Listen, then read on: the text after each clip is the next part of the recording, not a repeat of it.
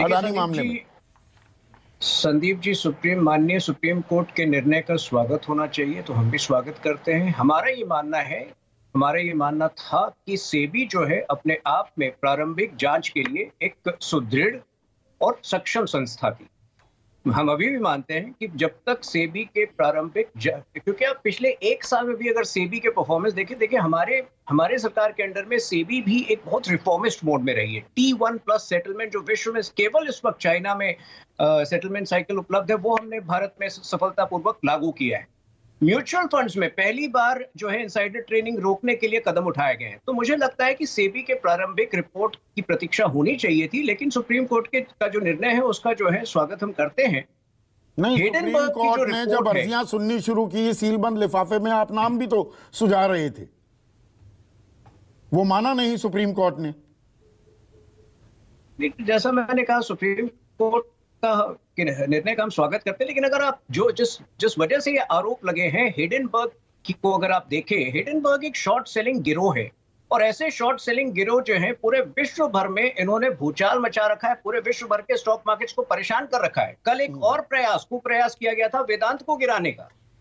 वेदांत पर इस तरह के जो अटकलें हैं कि ये डेट रिडन कंपनी है, वो पिछले 20 साल से लग रहे हैं, और कल एक और प्रयास हुआ था। तो ये सब में जो है ये सिर्फ हिंडनबर्ग तक सीमित है। एक मिनट, मैं थोड़ा सा समझना चाहूंगा। अगर क्रेडिट सुइस बॉन्ड की वैल्यू 0 मान लेती है अडानी समूह के, सिटी ग्रुप कोलैटरल को लेने के, उसके शेयर कोलैटरल के तौर पर लेने को तैयार नहीं, डाउ जोन्स से वो बाहर चला जाता है, रेटिंग एजेंसीज स्टेबल से नेगेटिव कर देती हैं आउटलुक, ये अकेले हिंडनबर्ग एक सटोरिये, एक शॉर्ट सेलर गिरोह जो आपने कहा, वहां तक तो सीमित नहीं है। देखिए, हमें अपने संस्थाओं पर पूरा भरोसा है। अगर LIC ने अगर एक सर्टेन परसेंटेज का निवेश किया है, तो वो उन्हीं नियमों के आधार पर किया है जिन नियमों के आधार पर बाकी कंपनीज में की जाती है। अगर SBI ने निवेश किया है, और अगर ये विपक्ष को अभी भी संशय है, तो मैं एक रिक्वेस्ट करना चाहूंगा आपके शो के माध्यम से कि पिछले 3 सालों में ये 3 राज्य में जितने बिजनेस गए हैं अदानी के, उसको फिलहाल वो रोक दे।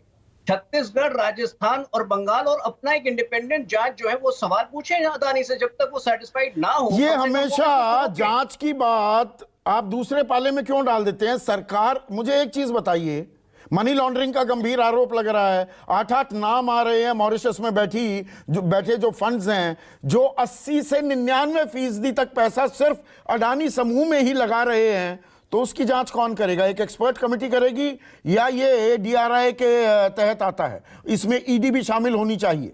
वहां चुप्पी क्यों साध लेती है सरकार? देखिए संदीप जी, फिलहाल ये वाइल्ड एलिगेशंस है। हम प्रतीक्षा कर रहे हैं कि जब तक सेबी अपना प्रारंभिक रिपोर्ट नहीं देती है, आगे के कदम उस रिपोर्ट के आधार पर तय करेंगे। लेकिन तो विपक्षी नेताओं के यहाँ पर मनीष सिसोदिया को जेल में डाल दिया, वो भी प्रारंभिक ही चल रही होती हैं, वो भी आरोप ही होते हैं। CBI भी पूछताछ कर लेगी, ED भी। कदमताल बहुत अच्छी करते हैं CBI और ED वाले, यहाँ वो कदमताल क्यों थम जाती है? मनीष सिसोदिया का जो केस है वो एक ओपन एंड शट केस है। यहाँ जो है, यहाँ अगर आप जरा सा पीछे जाए, लगड़ापति राजगोपाल, मतलब जिस तरह की चीजें यहाँ होती थी, बिजनेसमैन को लगड़ापति राजगोपाल जो लैंको ग्रुप के मालिक थे, जब वो कांग्रेस के MP थे, उन्हें भर भर के लोन दिए गए थे। आज 45,000 करोड़ का डिफॉल्ट है उनके ऊपर। इसी तरह से कांग्रेस ने हमारे बैंकों को बर्बाद किया था। आज पूरे शेड्यूल्ड कमर्शियल बैंक का NPA का दर लगभग 1.6% है, जो कि 10 साल के निचले स्तर पर है। तो हमने तो इंस्टीट्यूशंस को सुधारा है, लेकिन अगर आप इस तरह वाइल्ड एलिगेशंस को आप बिल्कुल यकीन के तौर पर ले लेंगे, तो यहाँ बिजनेस नहीं चलेगा, देश वाइल्ड एलिगेशंस LIC की ही बात करते हैं। आपने LIC का कहा 1% से कम ही लगाया है, सब लगाते हैं, बाकी किसी म्यूचुअल फंड ने कोई पैसा नहीं लगाया। 0.04% निवेश है म्यूचुअल फंड्स का अडानी समूह के शेयरों में, और यहाँ 4 कंपनियों में पिछले 2 सालों में जितनी इन्वेस्टमेंट थी उसको 6 गुना भी कर दिया। पर मैं 1957 ले चलूंगा आपको, 16 दिसंबर तारीख थी, और फिरोज गांधी ने LIC ने 1.25 करोड़ रुपए दिए थे। ध्यान है वो घोटाला? हरिदास मुंद्रा नाम के एक सटोरिये, आपने शॉर्ट सेलिंग का बात की, एक सटोरिये कारोबारी कलकत्ता वाले को 1.25 करोड़ रुपए दिए, 2 महीने में वित्त मंत्री को इस्तीफा देना पड़ गया था। और यहां LIC 35,000 करोड़ आम आदमी के लगा देती है एक ऐसे समूह में जहां कोई और म्यूचुअल फंड नहीं लगा रहा है, तो यहां सवाल नहीं उठेंगे, उसकी जांच नहीं होनी चाहिए? जांच से हमने कभी इनकार नहीं किया है, लेकिन आप मैं ये JPC कह से रहा हूं, इनकार कर रहे हैं।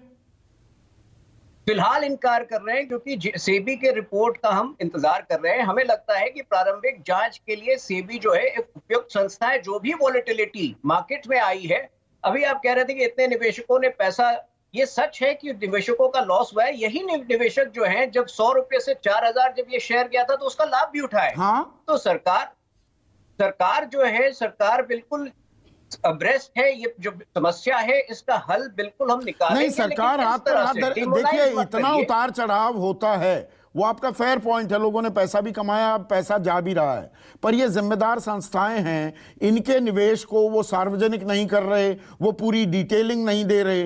ये तो सरकार सीधे सीधे निर्देश दे सकती है कि नहीं? सरकार दे सकती है, लेकिन एक देखिए, संशय का माहौल देश में पैदा न करे। कम से कम मैं भी स्टॉक मार्केट में इन्वेस्टेड हूं। मैं 10 ऐसे स्टॉक के नाम आपको गिना देता हूं जिसमें बहुत सारे फ्लक्चुएशन। अच्छा, मतलब जांच से संशय बढ़ जाएगा या और पारदर्शिता आएगी? आप थोड़ी सी प्रतीक्षा करें, सेबी का कम से कम रिपोर्ट आ जाने दे, सेबी पर भरोसा करें। हम एक तरीके नहीं, से हमें आगे रिविजिट करते रहना पड़ता है ना तोहिन। अगर 1992 में स्टॉक स्कैम हुआ, हर्षद मेहता मामले में JPC बनी थी ना, फिर 98-99 में केतन पारे घोटाला आया सामने, पिछले 8 उसमें भी JPC बनी थी ना। उसी के चलते जो हमारी प्रक्रियाएं हैं, कानून है, तरीके हैं, उनको मजबूती और पारदर्शिता लाने के लिए कदम होता है। संशय से तो स्थिति और अच्छी होती है। संदीप जी, अगर फेयरनेस के साथ आप डिबेट करें, ऑलरेडी इतने रिफॉर्म्स हुए कि बहुत सारे स्कैम्स होने से हमने बचाए हैं। IBC हो या बैंकिंग सेक्टर रिफॉर्म्स है, आज वही बैंक जो कांग्रेस के जमाने में लॉसेस में चलते थे, आज 100 करोड़ के क्वार्टरली प्रॉफिट्स दिखा रहे हैं, सरकारी बैंक।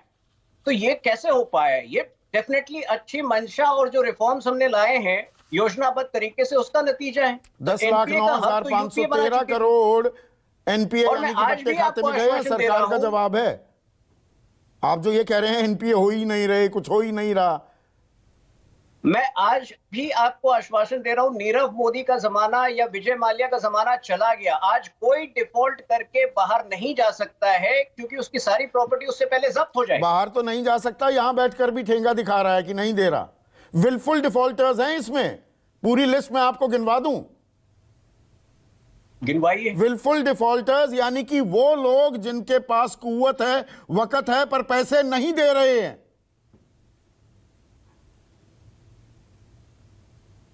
देखिए, बैंक सक्रिय है, सबको जो है देने पड़ेंगे, सबको देने पड़ेंगे, ठीक है।